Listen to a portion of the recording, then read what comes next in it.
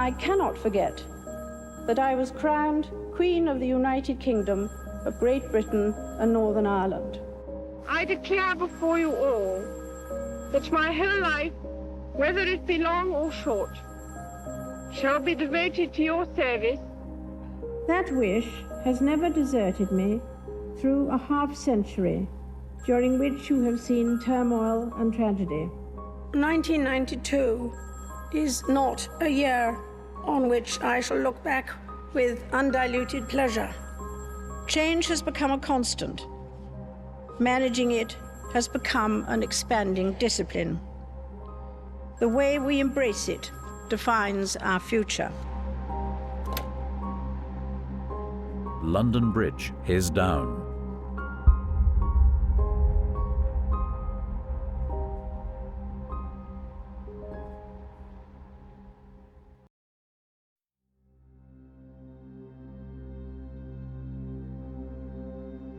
On the 8th of September 2022, Buckingham Palace announced that the Queen was under medical supervision. In a year that had seen the Queen celebrate her Platinum Jubilee, and where the nation had celebrated her unprecedented success as a monarch, it was news that did not sit well with the nation. Princess Anne and Prince Charles, already in Scotland, went immediately to be at their mother's side. Other members of the family began making their way to Balmoral. The public, hoping for the best, wished Her Majesty a swift recovery, perhaps hoping to avoid the news the whole country couldn't face. Just after 12:30 today, we heard the news from Buckingham Palace that the Queen were concerned about the Queen's health. They said that doctors were concerned and they told her to rest, and she was under medical supervision. But the concerning thing is that members of the royal family, her children, and William, the second in line to the throne, grandchild, are all travelling up to Balmoral to see her as we speak. So that is the concerning thing, that the family feel that things are so serious that they need to be by the Queen's side at this moment. Intense speculation circled the headlines and travelled the globe, perhaps an indication of the news that would soon be announced. At 2:39 p.m, Royal Air Force flight KRF-23R took off from RAF Northolt in West London. In the aeroplane, Prince William, the Duke of York, and the Earl and Countess of Wessex. There was a sense of urgency, a sense something was wrong. All other events and engagements were dropped. The plane landed at Aberdeen Airport, and the family quickly travelled to Balmoral Castle. A news alert informed the public Harry would be travelling up to Balmoral separately, and Meghan would not accompany him. At long last, after hours of broadcasting and speculation in the news, the Prime Minister received the news. At 4:30 p.m, Cabinet Secretary Simon Case informed Liz Truss that London Bridge is down. Her Majesty, Queen Elizabeth II, is dead. Prime Minister Liz Truss had only met the Queen days before, when Her Majesty had asked her to form a government on her behalf. They were pictured together in what would be the Queen's final official photographs. Liz Truss and her aides hurriedly prepared to write a statement to present later that evening. News reporters reached for their black ties, alarms flashed in radio stations, and the media was informed of her passing. It was their responsibility to share the news, perhaps the biggest news story they would share in their lifetime. At 6:30 p.m, Buckingham Palace announces the death of Her Majesty Queen Elizabeth II.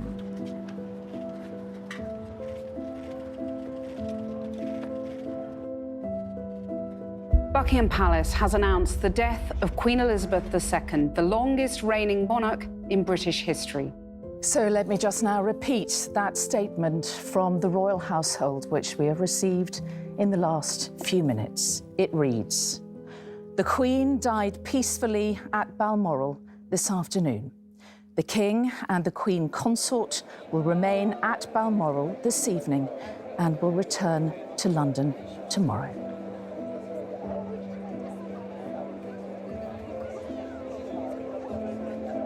There is no pause in the continuity of the monarchy. made clear by the statement from the palace, "The Queen is dead, long live the King." Flags were lowered to half-mast. People began congregating outside palace gates. Flowers, cards, and most touchingly, Paddington bears in arms. More moving than any statement could be, a marmalade sandwich or two was left outside the palace for later. A further statement was issued by the palace from His Majesty the King. "We mourn profoundly the passing of a cherished sovereign and a much-loved mother." Liz Truss made her statement, one each of her predecessors had prepared for, but she could not have anticipated she would be the one to share the news so early in her premiership. Queen Elizabeth II was the rock on which modern Britain was built. Our country has grown and flourished under her reign. She was the very spirit of Great Britain, and that spirit will endure. She has been our longest ever reigning monarch. It's an extraordinary achievement to have presided with such dignity and grace for 70 years. And with the passing of the second Elizabethan age, we usher in a new era in the magnificent history of our great country, exactly as Her Majesty would have wished, by saying the words, "God save the King."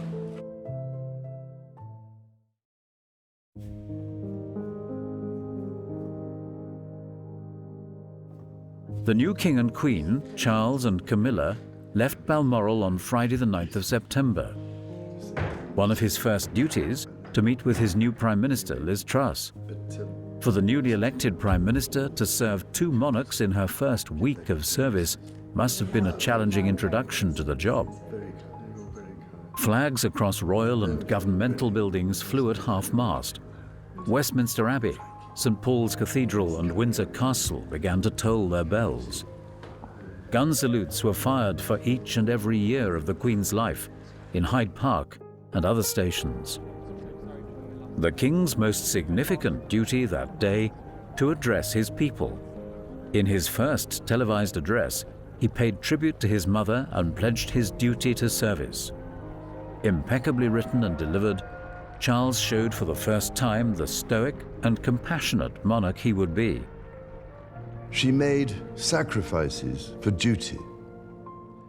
Her dedication and devotion as sovereign never wavered, through times of change and progress, through times of joy and celebration, and through times of sadness and loss. His speech to the nation last night was obviously incredibly moving, but I thought also incredibly well judged and thoughtful. What he said about his mother really said all that needed to be said about her extraordinary record and the service and duty. In her life of service, we saw that abiding love of tradition, together with that fearless embrace of progress, which makes us great as nations. The affection, admiration, and respect she inspired became the hallmark of her reign. Charles has great delivery. I mean, he's practically like a Shakespearean actor. Well, he was a Shakespearean actor at one time. So his delivery of all these speeches is completely brilliant. And I think he writes most of them himself. And he delivers it with superb timing and superb emotion. Queen Elizabeth was a life well lived, a promise with destiny kept, and she is mourned most deeply in her passing. That promise of lifelong service I renew to you all today. Alongside the personal grief that all my family are feeling, we also share with so many of you in the United Kingdom, in all the countries where the Queen was head of state, in the Commonwealth and across the world, a deep sense of gratitude for the more than 70 years in which my mother, as Queen, served the people of so many nations. In 1947, on her 21st birthday, she pledged in a broadcast from Cape Town to the Commonwealth to devote her life, whether it be short or long, to the service of her peoples. I pay tribute to my mother's memory, and I honor her life of service.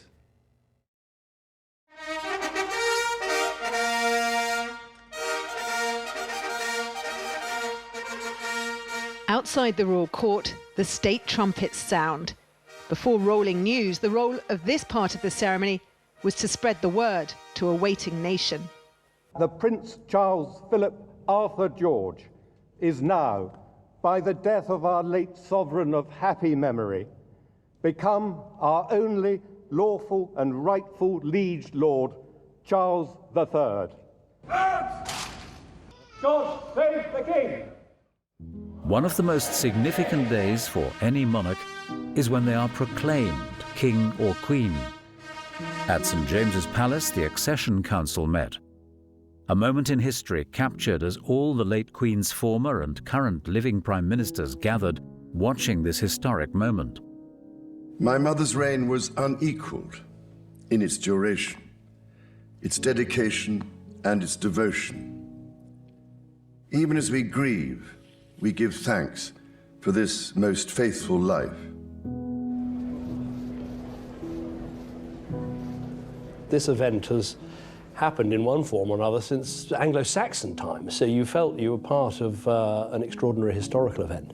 But the overwhelming feeling, I think, was one of continuity. We mourn Queen Elizabeth II for her extraordinary reign and all her amazing talents, but seamlessly you go straight to the new king, to Charles III, being sworn in that very public but very old-fashioned and historical way, and that overwhelming sense of the continuity of our constitutional monarchy and democracy, which we should be very proud of. Hooray! Hooray! Hooray! The very first Privy Council was held by Charles, along with Privy Councillors, Camilla and William. The king made his personal declaration and solemnly swore an oath to the Protestant faith and to Parliament. Union flags were returned to full mast from 1 p.m. and would remain so for 24 hours to celebrate the new king, following which they would return to half-mast in continued mourning of the late Queen. The new Prince and Princess of Wales, accompanied by Harry and Meghan, Duke and Duchess of Sussex, reunited to read tributes left at Windsor Castle, a much-needed sign of unity when the monarchy faced a knock in its stability. William and Kate, Harry and Meghan, in the same place at the same time. Given how bad their rift had become, many wondered if they'd ever be able to meet together in private, let alone like this. This week, however, they are sharing the common pain of losing the grandmother they loved.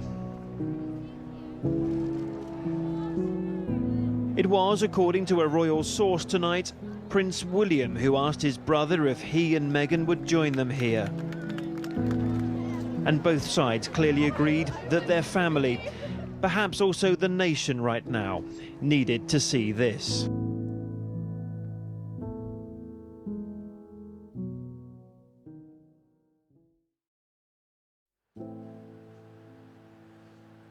Sunday the 11th of September marked the day the coffin was taken by road to the Palace of Holyrood House.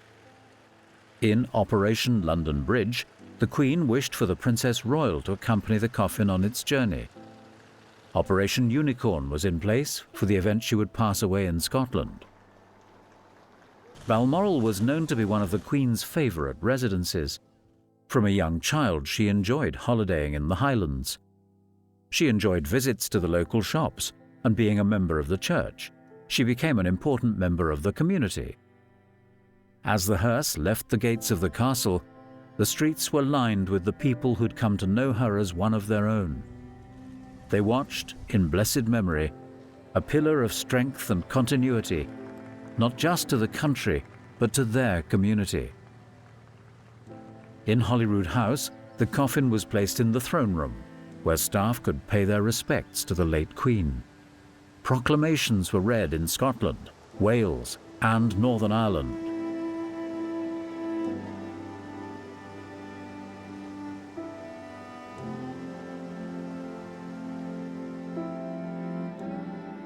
The Queen was respected around the world. She had given a lifetime of service, and her devotion to duty was an example and inspiration for us all. And as Prime Minister, of course, I was fortunate enough to be able to meet her in different circumstances, including in the weekly audiences, but also at Balmoral, and saw a more relaxed Queen. I think we are all mourning the fact that somebody who was a constant in our lives has now passed away. And we must always remember that she wasn't just our Queen. She was a mother and a grandmother and a great-grandmother, and my thoughts and prayers are with the whole of the royal family.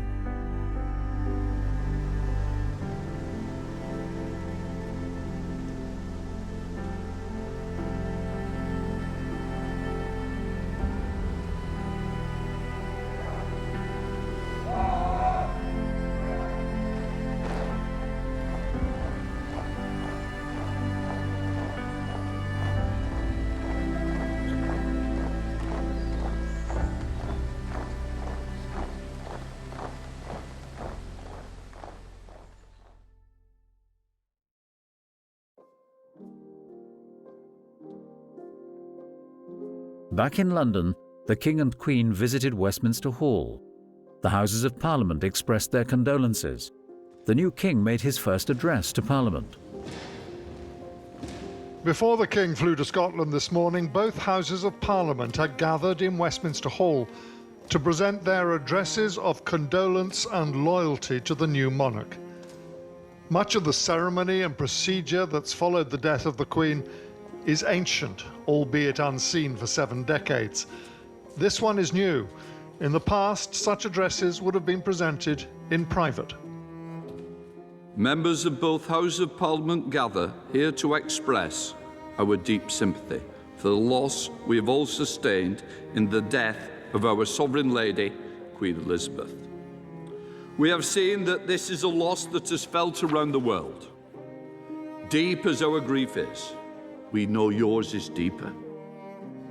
I think part of her great service that was unseen was that, as one former Prime Minister I heard saying at one point in a conversation, that there was only one person in the world that he could talk to and say exactly what he thought and felt, and was 100% certain that it would never go any further.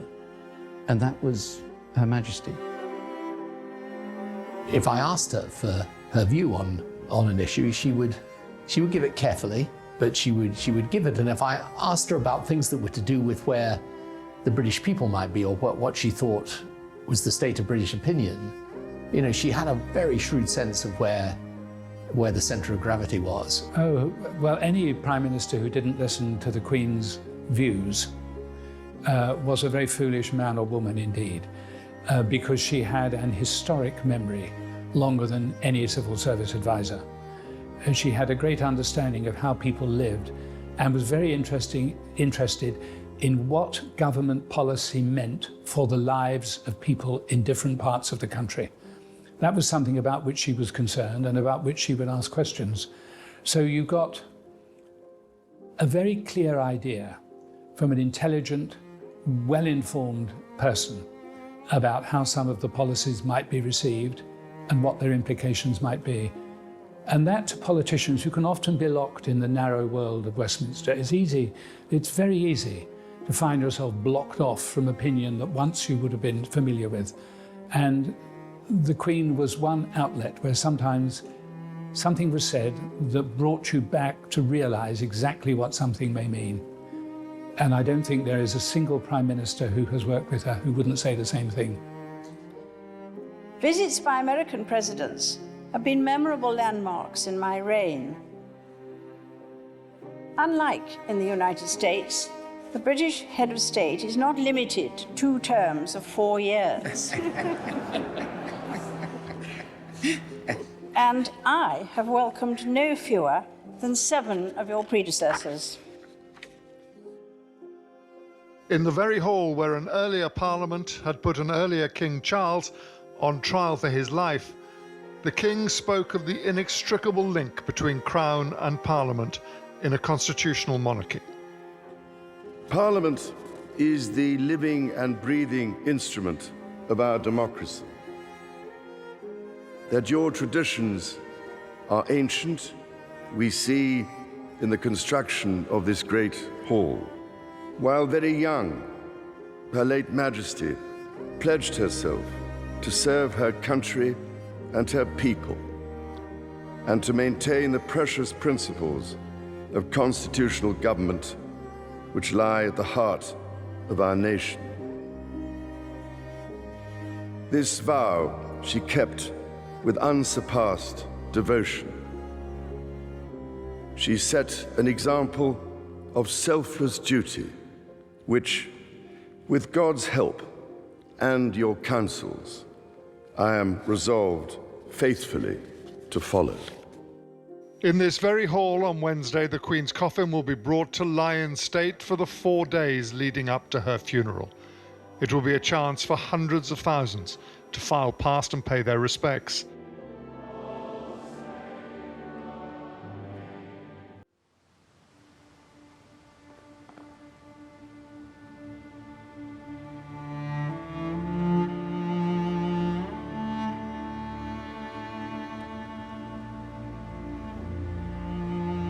King Charles and Queen Camilla quickly flew back to Scotland, where they attended the ceremony of the keys. This traditional ceremony takes place once a year. When the monarch arrives, they meet with the Lord Provost, who presents them with the keys of the city of Edinburgh. The monarch traditionally returns them, entrusting the city with the elected officials. The king then carried out an inspection of the guard. King Charles led the family in procession as the Queen's coffin travelled to St. Giles Cathedral for a service of thanksgiving. For 24 hours, the public were able to file through and pay their respects. The King went on to hold an audience with the First Minister, Nicola Sturgeon.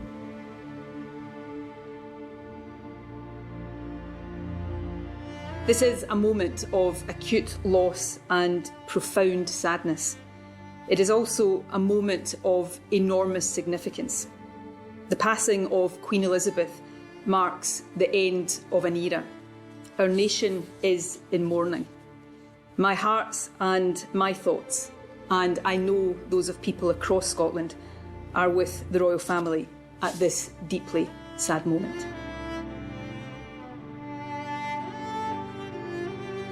A vigil of the princes was held at the cathedral later that night. For the first time, this included a princess. Princess Anne joined in the vigil alongside her brothers to honour their mother.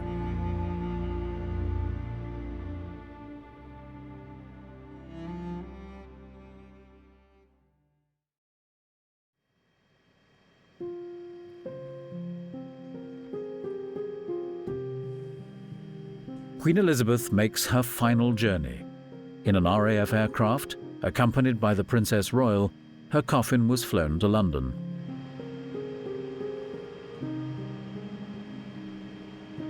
I think for me, the most important thing about Queen Elizabeth II was the simple fact that she was a believer. You go back through Christian history and the history of the monarchy in this country, and a few of them have been a bit dodgy, shall we say. But this was a woman of such evident deep faith. And her Christmas messages bring that out. She knew her faith, she knew her Bible. She was a huge fan of the parable of the Good Samaritan, for instance. I think she leaves a huge legacy of faith. I think it's so important for the monarch not just to be someone who is a symbol of unity to our nation, but also, from my point of view particularly, it's good as well that they are a believing Christian, and that therefore is a symbol to other people of the importance of Christian faith in the life of the nation.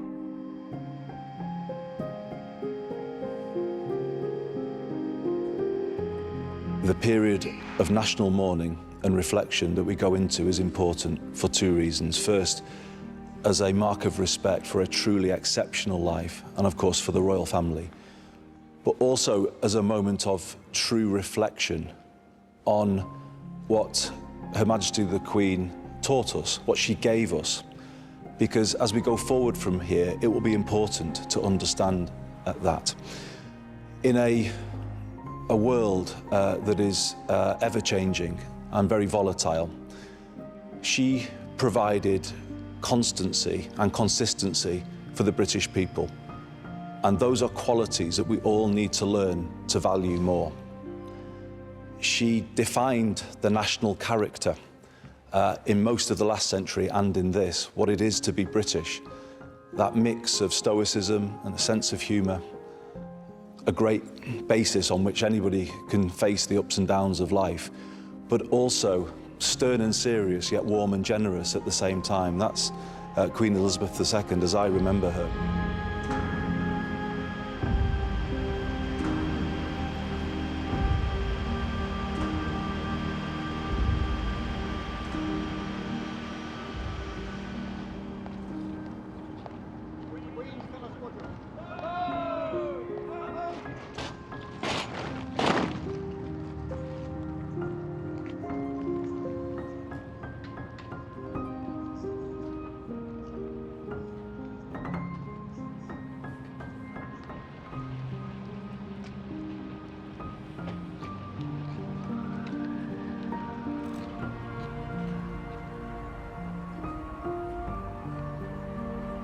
Hundreds of people lined the street as a motorcade accompanied by the coffin draped in the royal standard made its way to Buckingham Palace for the very last time.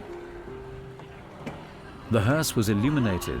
Well-wishers watching the drive-by could clearly see inside the hearse, a small detail of Operation London Bridge, which was revealed to have been an intentional design by the Queen.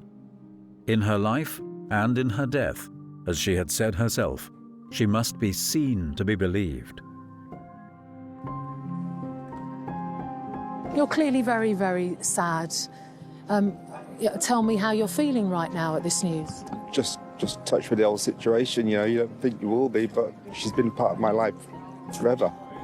And, you know, she's not here. She's gone.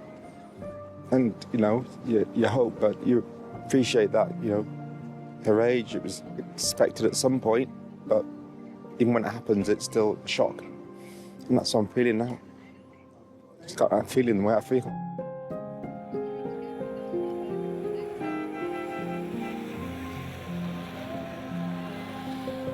Despite steady rain, thousands lined the A40 into central London from the west. On the other side of the road, they stopped, nose to tail, in the fast lane, as the cortege came past. As they passed Marble Arch, the pavements on the western end of Oxford Street and down Park Lane were packed and silent.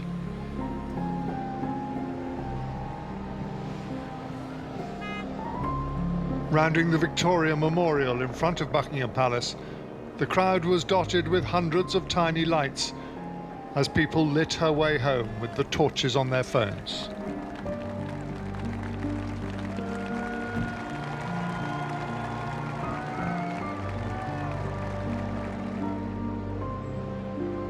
Her police motorcycle escort, their job done, stopped, heads bowed on either side.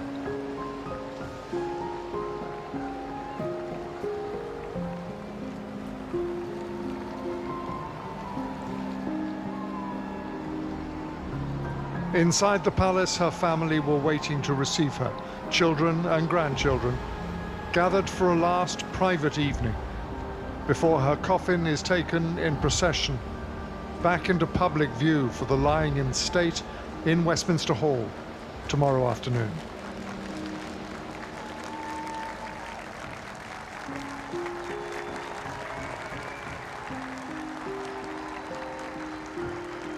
The coffin remained in the bowroom overnight, where once again staff were able to pay their respects to their former queen.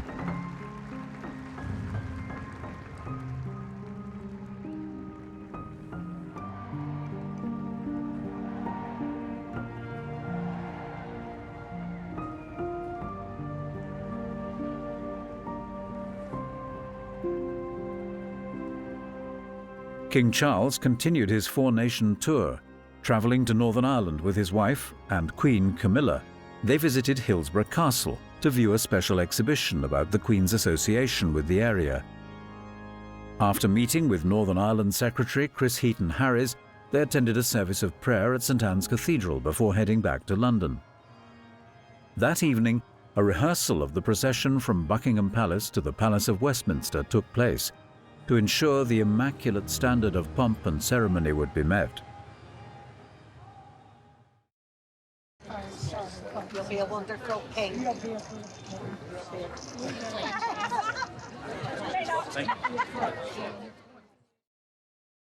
On Wednesday the 14th of September, the King led the procession behind the gun carriage which held the late Queen's coffin. He was accompanied by members of the royal family and senior staff of the late Queen's household. Atop the coffin laid the imperial state crown. In immaculate military style, the procession led the coffin to Westminster Hall. For most of her life, first as a princess, then as queen, Buckingham Palace was her London home. Today, with military precision, Britain's longest-serving monarch left the palace for the last time.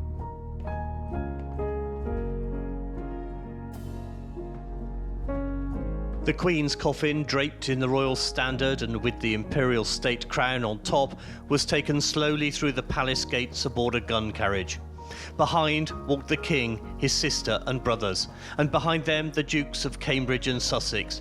25 years ago, the two brothers had their childhood defined by the image of them walking behind their mother's coffin. Today, they honoured their grandmother in the same way. There was an extraordinary outpouring of grief amongst the nation because, you know, the majority of the Queen's subjects have never known another monarch. And it was kind of the end of an era. It wasn't just her death, it was the end of an era. It was end of the Elizabethan age as we know it. And of course it was all so dramatic and so beautifully staged that made it even more poignant. The soldiers, the wonderful music, the people that used to work for the Queen walking behind her coffin was very, very moving. And the crowd, we know, was crying. Or they were crying, or they were cheering, or they were just silent, completely silent. Operation Marquis was put into action, code name for the Queen lying in state following the ceremonial procession. In a similar way to the Queen Mother, Queen Elizabeth's lying in state allowed the people to file past the coffin to pay their respects.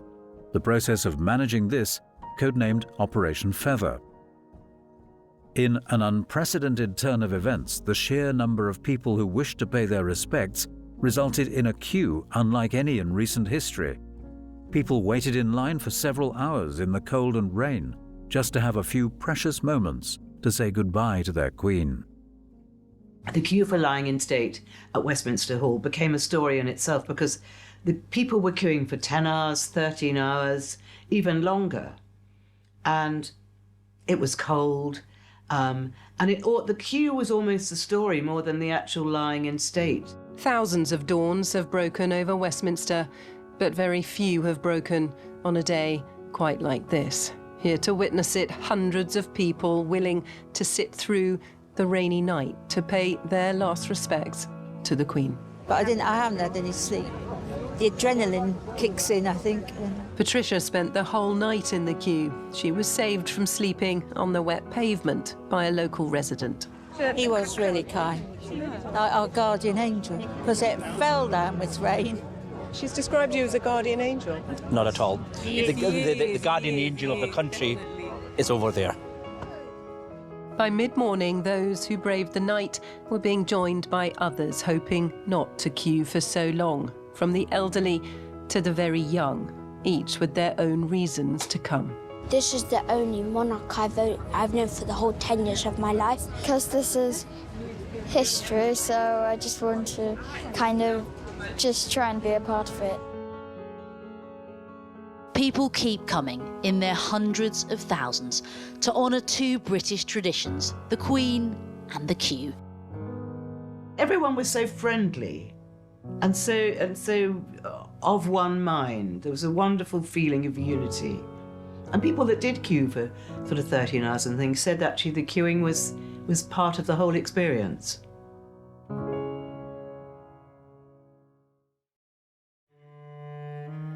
The following few days were quieter, the focus on allowing the people to say goodbye to their queen.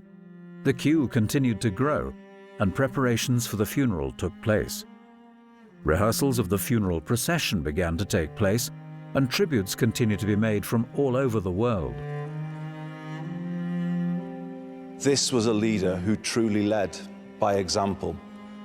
And the best way we can honour her life is to understand how she worked, what that gave to the country, and commit to carry on in the same vein.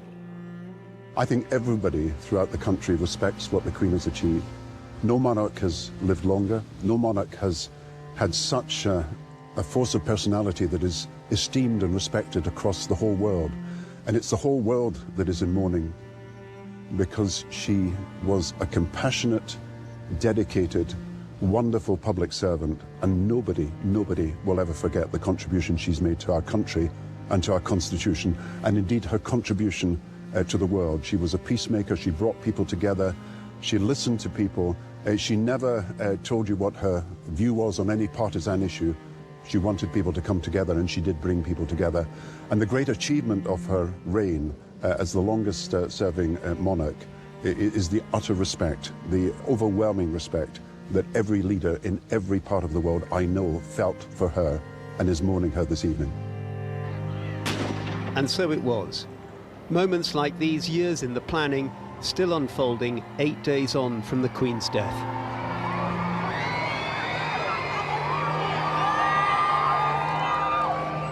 The streets around Llandaff Cathedral in Cardiff were packed, 64 years on from his first visit to Wales, in an era when they still used to sing, "God bless the Prince of Wales."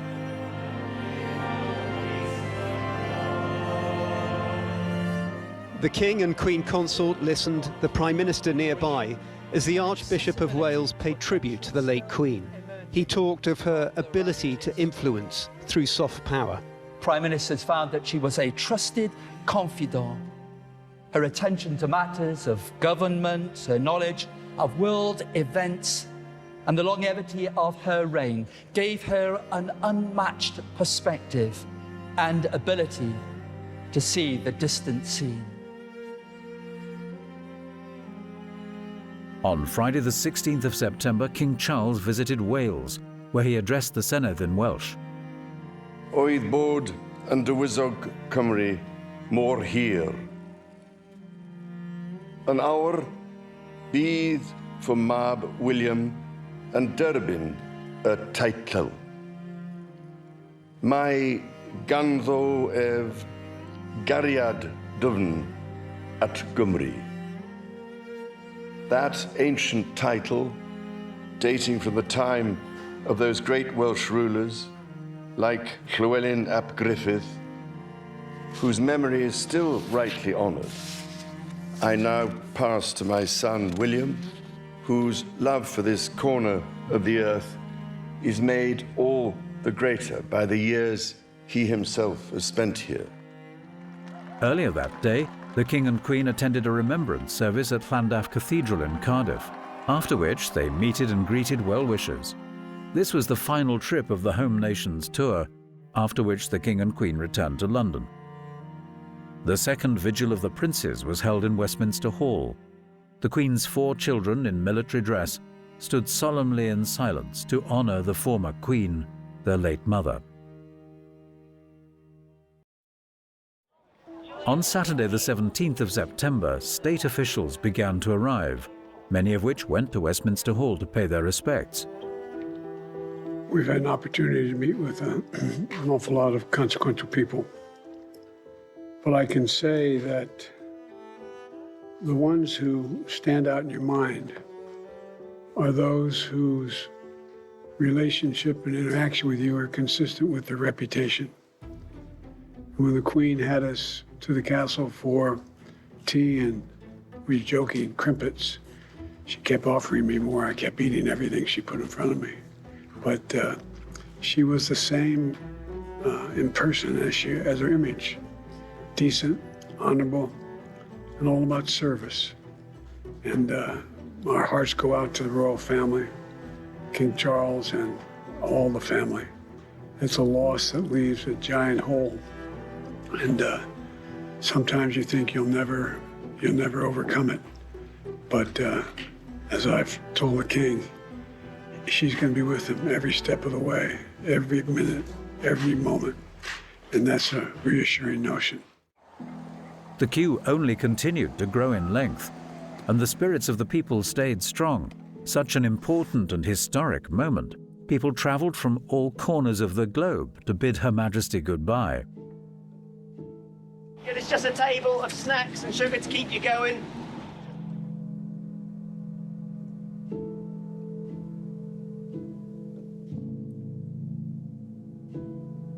Her Majesty served us for 70 years. So it's the least I could do. So I'm not bothered at all about how long it took. Not bothered at all to say goodbye to Her Majesty. Very solemn. I think, Her Majesty, I had the pleasure of meeting her twice and speaking to her, so I have that privilege. And she was a woman of duty, a woman of substance, and a woman that would like things to be done the right way. I managed to hold it together right until the end. When I left Westminster Hall, I got a bit emotional, shall we say.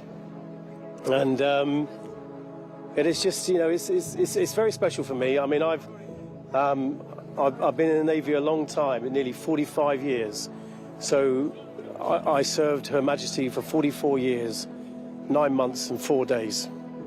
And now I serve King Charles III. And I'm very proud to do that.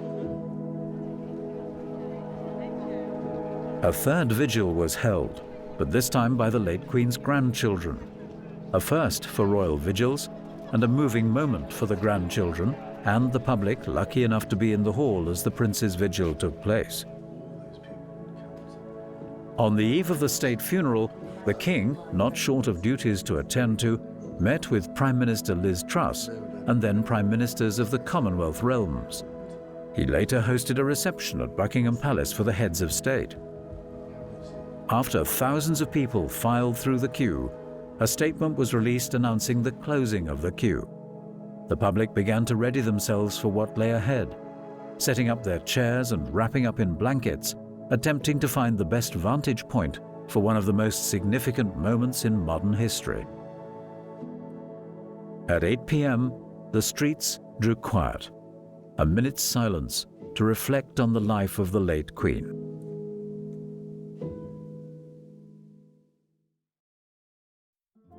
On Monday, the 19th of September, the nation would say goodbye.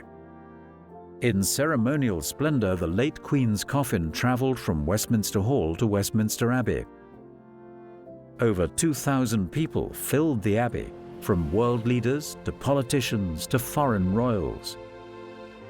As this day draws to its close, I know that my abiding memory of it will be not only the solemnity and beauty of the ceremony, but the inspiration of your loyalty and affection. I thank you all from a full heart. God bless you all. Westminster Abbey was a place held dear to the late Queen, at which so many of the most important memories of her life had played out. It was where she took her coronation oath, and where she made her wedding vows, and now where her coffin would lay as her people said goodbye. We will come together as a nation, as a Commonwealth, and indeed a global community. To lay my beloved mother to rest. In our sorrow, let us remember and draw strength from the light of her example. A touching service watched by millions around the globe, with pomp and pageantry, with ceremony and tradition. Following the service, the historically unparalleled military procession escorted her coffin to Wellington Arch.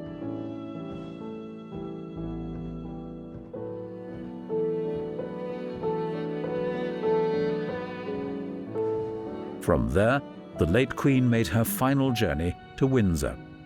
Crowds lined the route, and flowers were thrown in grief.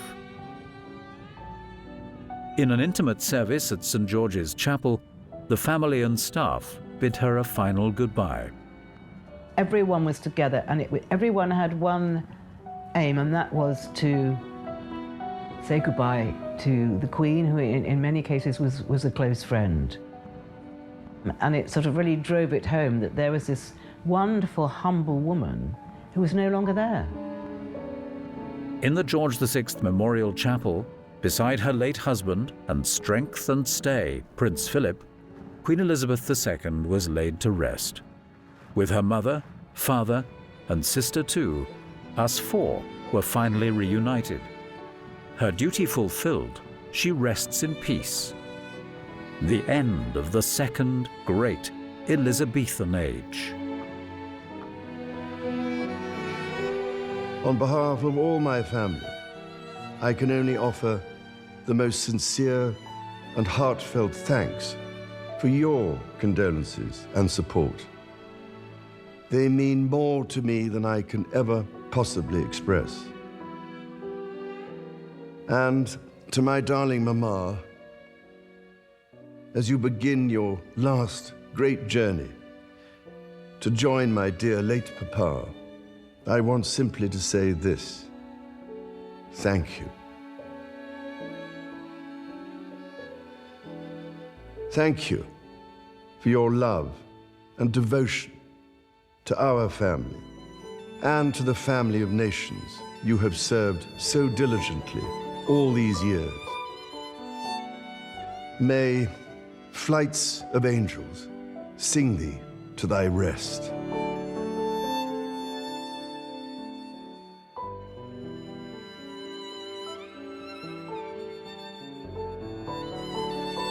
I declare before you all that my whole life, whether it be long or short, shall be devoted to your service and to the service of our great imperial family to which we all belong.